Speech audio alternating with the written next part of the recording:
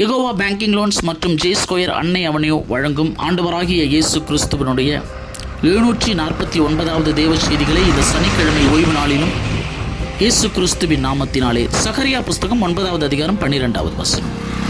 நம்பிக்கையுடைய சிறைகளே, அரணுக்கு திரும்புங்கள், இரட்டிப்பான நன்மையை தருவேன், இன்றைக்கே தருவேன். ஒரு அற்புதம், ஒரு அதிசயம், ஒரு மேன்மை இந்த பூமியிலே நமக்கு கிடைக்க வேண்டும் என்று சொன்னால் கர்த்தரை முழுவதுமாக நம்பிக்கையோடு அவரை நம்பணுமா.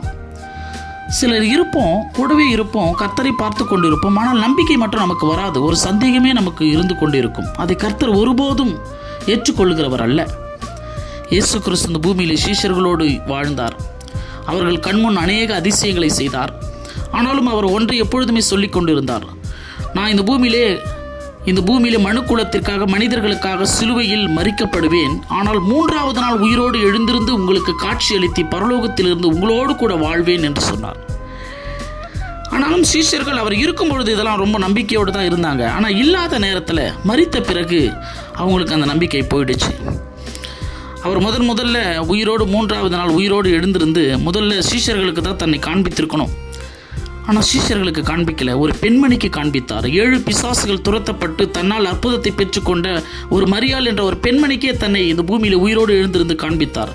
அந்த பெண்மணி போய் அந்த 11 சீஷர்கள் கிட்ட சாப்பிட்டு இருக்கும்போது சொல்கிறாங்க, இயேசு கிறிஸ்து உயிரோடு எழுந்துட்டார்னு. அந்த சீஷர்கள் நம்பலை. இதான் மனிதர்களுடைய ஒரு சூழ்நிலை, மனிதனுடைய நிலைமை. எவ்வளவுதான் அந்த பூமியிலே நாம் உண்மையாக வாழ்ந்தாலும் சில வேளையிலே நம்பிக்கையை நம் மீது வைக்க மாட்டார்கள். இயேசு கிறிஸ்து மிகவும் கலங்கினார். உடனே இயேசு கிறிஸ்துவே அந்த 11 பேரை போய் சந்தித்தார். அவர்கள் சாப்பிட்டு கொண்டு இருக்கும் பொழுது, உங்களுக்கு ஏன் என் மேலே நம்பிக்கை இல்லாமல் போயிடுச்சு? நான் 3வது நாள் உயிரோடு எழுந்திருப்பேன் என்று உங்களுக்கு சொல்லவில்லையா? விசுவாசிக்கிறவனே இந்த பூமியிலே ரட்சிக்கப்படுவான், விசுவாசிக்காமல் போகிறவன் இந்த பூமியிலே ஆக்கினைக்குள்ளாக தீர்க்கப்படுவான் என்பதை கர்த்தர் கடிந்து கொண்டார் அவர்களுடைய அவிசுவாசத்தை குறித்து. பிறகு அவர்களுக்கு மீண்டுமாக ஒரு வாய்ப்பை கொடுத்து, உலகமெங்கும் போயிங்க, என் அற்புதத்தையும் அதிசயத்தையும் சுவிசேஷத்தையும் சொல்லுங்க, ரட்சிப்பை உண்டாக்குங்கன்னு சொன்னார். அப்போதான் சொல்றாரு, விசுவாசம் உள்ளவனாகி ஞானஸ்தானம் பெறுகிறவன் தான் ரட்சிக்கப்படுவான், விசுவாசியாதவனோ ஆக்கினைக்குள்ளாக தீர்க்கப்படுவான் என்று சொன்னார். ஆகவே விசுவாசிக்கிறவனால் சில அற்புதங்கள், அடையாளங்கள் இந்த பூமியிலே தேவனாகிய கர்த்தர் கொடுப்பார். அவருடைய நாமத்தினாலே பிசாசுகளை நிச்சயம் அவன் துரத்துவான். நவமான பாஷைகள் என்ற பரிசுத்த ஆவியை அவன் பேசுவான். சர்ப்பங்களை எடுக்கக்கூடிய வல்லமையை பெற்றுக்கொள்வான். சாவுக்கு ஏதுவான யாதொன்றை குறித்தாலும் அவனை ஒன்றும் அணுகாதபடி வல்லமை பெற்றவனாய் வாழ்வான். வியாதியஸ்தர்களை அவன் சுகமாக்குவான் இயேசு கிறிஸ்துவுடைய நாமத்தினால். ஆகவே எசேக்கியா என்ற ஒரு ராஜா வாழ்ந்தார். அவரை பற்றி வேதம் சொல்கிறது, அவன் வாழ்ந்த காலகட்டத்தில் அவன் கர்த்தர் மேல் வைத்திருந்த அந்த நம்பிக்கை உள்ள ராஜாக்களில் அவனைப் போல முன்னும் இல்லை பின்னும் இல்லை என்று வேதம் சொல்லுகிறது. அதனால தான் எசேக்கியா ராஜாவுக்கு ஒரு மிகப்பெரிய ஒரு கிரேஸ் கொடுத்தாரு.